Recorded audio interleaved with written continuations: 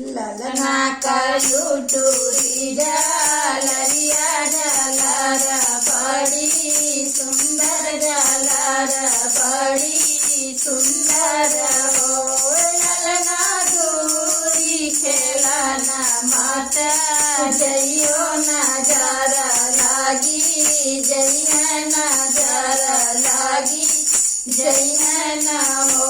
ललना दूरी खेलना माता जइयो नजर लागी जइया नजर लागी जइया न हो।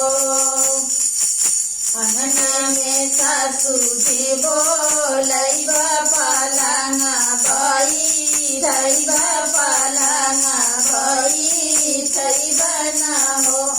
सासू तानी एक देवता मानव ललना हमरे भैल ललना हमरे भैल न हो। सासू तानी एक देवता मानव ललना हमरे भैल ललना हमरे भैल न हो। ललना कलुटुरी झालरिया झालर बड़ी सुंदर झालर बड़ी सुंदर हो। ललना दूरी खेलना माता जइयो नजर लागी जइया नजर लागी जइया न हो।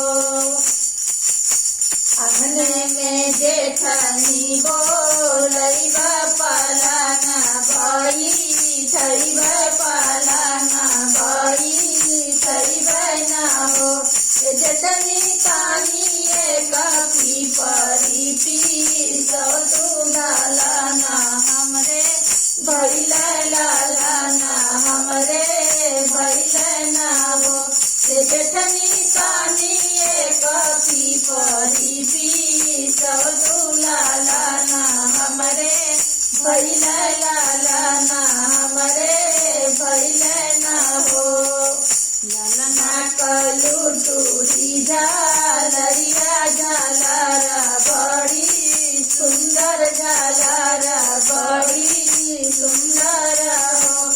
ललना दूरी खेलना माता जइयो नजर लागी जइया नजर लागी जइया न हो। ललना दूरी खेलना माता जइयो नजर लागी जइया नजर लागी जइया न हो।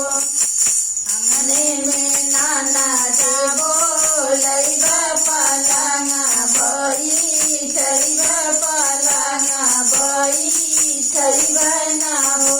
ननदा पानी एक कौरी पोतव तू ललना हमरे भैल ललना हमरे भैल न हो।